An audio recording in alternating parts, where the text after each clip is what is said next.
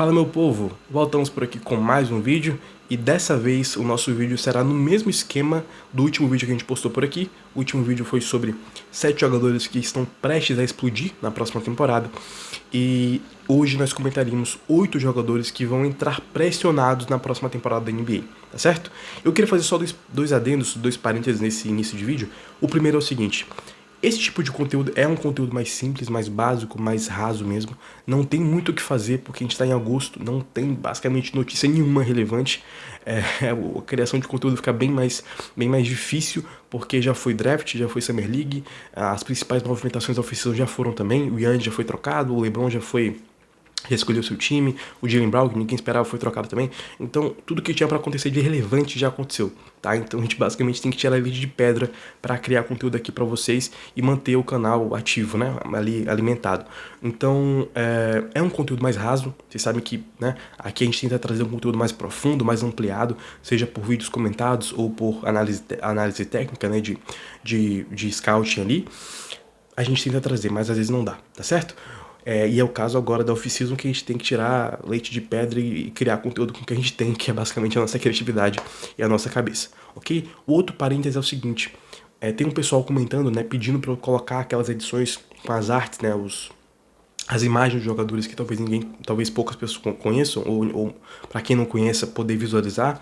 E no comecinho do canal, vocês vão lembrar que eu fazia isso, ali eu tava com um pouco mais de tempo. Não sei se vocês perceberam, eu tô em outro, não dá pra dizer que é um cenário, né, um outro ambiente. Eu mudei de apartamento na última semana, então tá uma correria absurda a minha vida pra organizar a mudança, pra mudar, pra poder preparar o apartamento, arrumar outro, enfim, toda aquela loucura que é a mudança. Então o tempo tá tão corrido, mas tão corrido, que às vezes não tenho tempo nem de gravar, quanto mais de editar o que eu tô gravando, tá? Mas eu prometo que em breve eu voltarei a fazer isso aí. Vou tentar ao máximo fazer isso para esse vídeo já. Se eu não conseguir, para os próximos eu prometo que eu tentarei retomar isso aí, tá? Eu sei que não é uma edição tão complexa, é bem simples na verdade, mas ainda assim toma um tempinho ali pra gente conseguir fazer tudo e subir o vídeo direitinho, tá certo? Voltarei em breve, conto só com a paciência de vocês porque a correria tá bem grande, tá? Mas em breve a gente volta a fazer isso aí.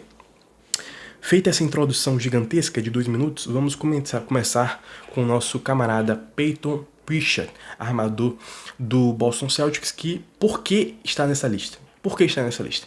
Porque ele é um mau jogador? Não. Porque ele é um jogador ruim? Não.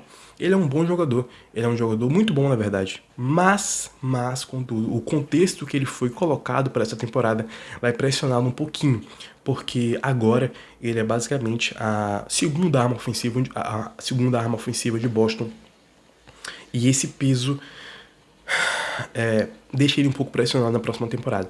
O Jaylen Brown até então era obviamente o número 2, né, do ataque, e agora o número 2 é o Peyton Pritchard. Por quê? O Paul George ainda é um jogador útil, inclusive é um jogador que é relativamente subestimado nesse momento, na verdade. Mas mesmo assim, não dá pra gente contar com o Paul George como sendo a esperança de ser uma segunda opção ofensiva boa nesse momento da carreira, né? O Pritchard está no momento chegando no seu auge, já vindo de ótimas temporadas consecutivas. Então, com a troca do Jaylen Brown, ele, por tabela, acaba assumindo esse local, né? E não tem vácuo de poder e não tem vácuo de responsabilidade ofensiva. E nesse caso, depois do Jason Tatum, o Pritchard é agora o cara do ataque de Boston.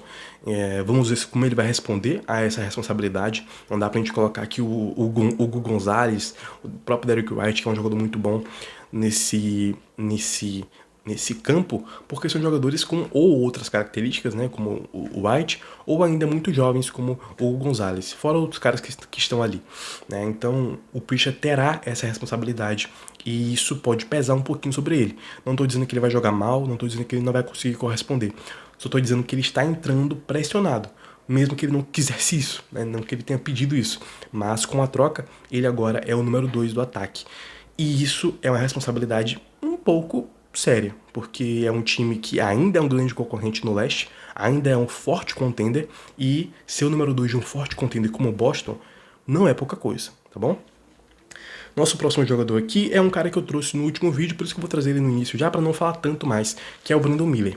Pelos mesmos motivos que eu trouxe no último vídeo, pelo mesmo motivo que ele está prestes a explodir, ele também está pressionado, porque ele é um jogador muito talentoso, muito capaz ofensivamente, mas que precisa urgentemente dar esse salto de produção, esse salto de status. Se esse salto não vier nessa temporada, vai ser muito decepcionante, não só para mim, não só para quem gosta dele, mas para o time, né, para Charlotte que está confiando nele como essa engrenagem ofensiva mais principal, mais protagonista agora ser o LaMelo Ball, tá certo? Então ele tá muito pressionado, não porque ao final dessa temporada ele vai ser trocado, não porque, se joga mal, não joga tão bem assim, ele vai embora, não. Não é esse tipo de pressão. É só um tipo de pressão que, cara, a gente tá confiando em você para ser o nosso cara. Então, esteja à altura disso. Né? E até então ele tinha um LaMelo Ball para dividir essa responsabilidade. Agora ele não tem mais. Agora ele é referência. E isso ao mesmo tempo que é muito bom, porque eu acredito que ele tem capacidade para dar mais um salto. Não sei se para ser o número 1 legítimo, mas para dar mais um salto ele consegue. Ao mesmo tempo é uma pressão relativamente grande, tá certo? Nosso próximo jogador aqui é Donovan Mitchell. Por quê? Porque agora o Donovan Mitchell está entrando em outra fase de contrato, né? Ainda não é o primeiro ano de contrato dele, do novo contrato, mas ele entra agora como um cara que está garantido na franquia por muito mais tempo, até 2031. Então ele não tem nenhuma pressão do ponto de vista de possibilidade de sair da equipe, de ser trocado. Mas isso também é uma pressão, porque quando a franquia confia em você a longo prazo, como o Cleveland está confiando, ela espera que você corresponda à altura. Né? Então ninguém entrega o seu futuro a médio prazo, né? Daqui a pelo menos aí 5 anos, como o Cleveland está fazendo, porque simplesmente não espera que você esteja correspondendo. Eles querem que você corresponda no nível que você é pago para corresponder. Então o Donovan Mitchell, a cada ano que passa, entra cada vez mais pressionado. Só que dessa vez ele está não só pressionado no curto prazo, como no médio prazo e no longo prazo. Então é uma pressão acumulada que está se juntando em torno do Donovan Mitchell, tá certo? Nosso próximo jogador aqui é o nosso camarada De'Aaron Fox. E aqui é curioso, porque o De'Aaron Fox fez uma temporada passada, né? Bem ruim. Bem ruim assim, a temporada em si não foi ruim, mas o playoff dele, especialmente as finais, deixou bastante a desejar, bastante a desejar. E de um cara veterano, né, já bem experiente, já com anos de NBA, já com experiência em playoff, enfim, um time relativamente jovem, né, um time com garotos, com Dylan Harper, com Wembanyama, com Stephen Castle, com Carter Bryant, com outros caras mais jovens também, você espera que um cara como o De'Aaron Fox seja ali o porto seguro, não seja talvez um top 10 da liga, mas que seja um porto seguro, uma referência de segurança, que você pode colocar a bola ali e você confia que vai dar tudo certo. Mas ele não foi nada disso. Então, no playoff em especial, ele talvez não tenha sido nenhum dos 5 melhores do time. Provavelmente não, com certeza não foi. Né? Talvez não sei se foi um dos 7 melhores do time. Para dizer bem a sinceridade. Então, assim, dá para listar muitos jogadores que foram melhores que ele ou mais impactantes, mais relevantes para o time nessa pós-temporada em geral, no todo, né? Não descontando a primeira fase, enfim, pegando ali a parte principal contra o Oklahoma, contra Nova York depois.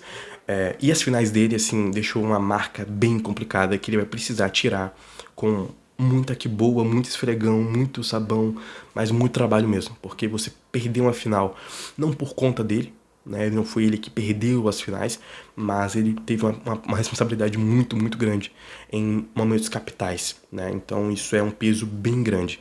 E agora ele tá entrando num primeiro ano de contrato bem pesadinho, bem pesadinho. O De'Aaron Fox tem um contrato aí para os próximos anos que não é fácil de ser trocado.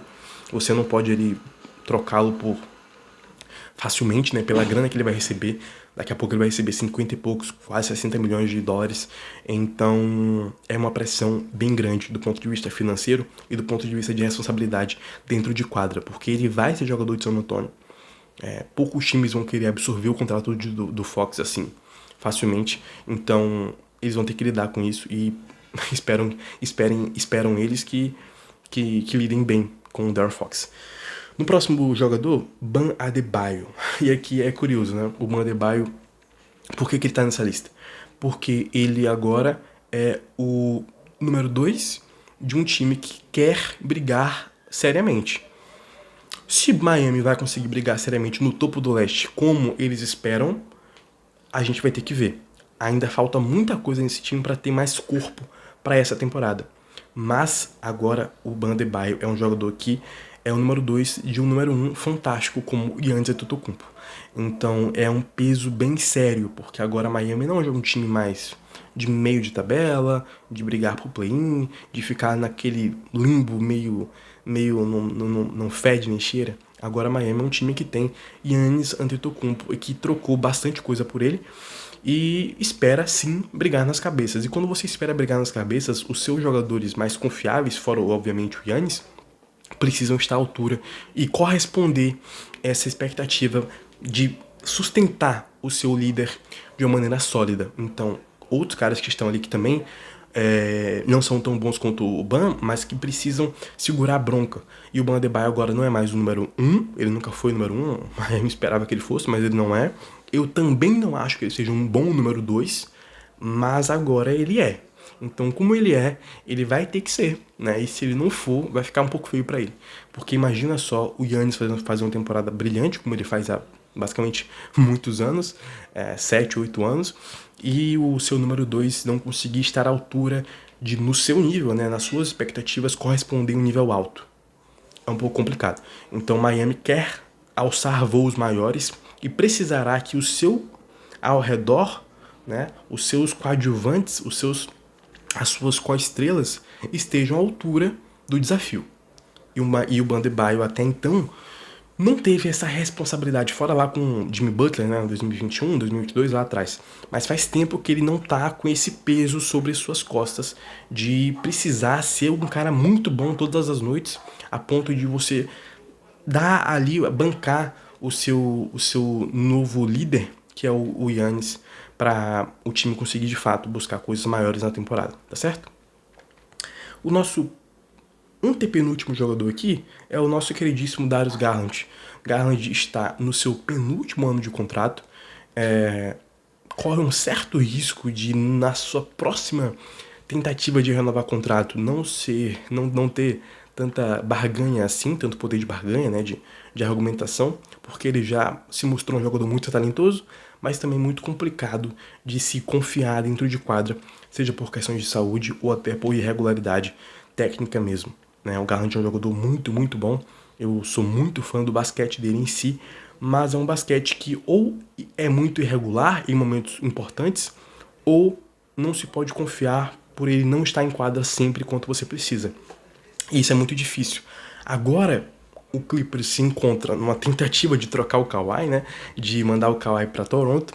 Provavelmente vai acontecer, então eu tô imaginando que o Kawhi já é jogador de Toronto aqui e que o Darius Garland é um jogador mais isolado ali ao lado do Brandon Ingram, né? Que seria mandado na troca. Então ele tá no seu penúltimo ano de contrato, daqui a pouquinho vai querer renovar. E se ele não tiver uma temporada boa, mas boa mesmo, constante, consistente, regular, não tô querendo que o Clippers vá pro playoff direto, pegue top 6, top 7 de conferência, porque a Conferência Oeste é muito difícil e o Los Angeles Clippers não tem hoje material humano para brigar por tal. Mas o Garland, por conta própria, precisa fazer o máximo pro time ser o melhor que pode, dentro das condições que eles têm. Então, se ele vai conseguir fazer ou não, veremos. Mas o time está, entre aspas, né, nas suas mãos e ele precisará corresponder ou não. Por isso a pressão sobre as suas costas na próxima temporada. E o nosso último jogador aqui também está no seu penúltimo ano de contrato e é o nosso querido Ja Morant. O Ja Morant tem tido nos últimos anos inúmeras questões fora extra-quadra, né? E dentro de quadra também teve uma grande regressão no seu jogo. É uma regressão muito nítida, muito clara. Ele teve um nível muito alto, muito bom em 2021, 2022 ali. E de lá pra cá, ele tem não só caído, obviamente, fora da quadra, mas dentro de quadra também. Então ele precisa não só mostrar que fora de quadra ele tá, né, com a cabeça no lugar, digamos assim, como dentro de quadra ele também pode voltar a ser um jogador que não alcance talvez aquele nível de 2022, 2023, 2021, mas que pode ser um bom jogador ofensivo de novo. E ele vai precisar mostrar isso porque o que ele tem nos mostrado nos últimos 3 anos no mínimo é um jogador que vem caindo ano após ano. Então a pressão sobre o Ja Morant é para tentar reacender aquele jogo que ele um dia mostrou ter. E que possivelmente as questões fora de quadra atrapalharam. A gente sabe que um jogador é um ser humano, não é um robô que tá ali, tem mente, tem coração, tem alma, tem sensações, tem emoções, então o que acontece fora também é trabalho que acontece dentro.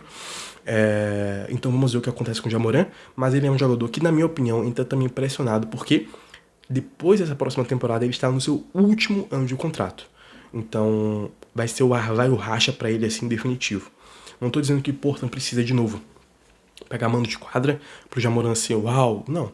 Ele precisa por conta própria, o jogo dele, mostrar que ali ainda está aquele Jamoran que a gente viu há 4 ou 5 anos atrás, tá certo?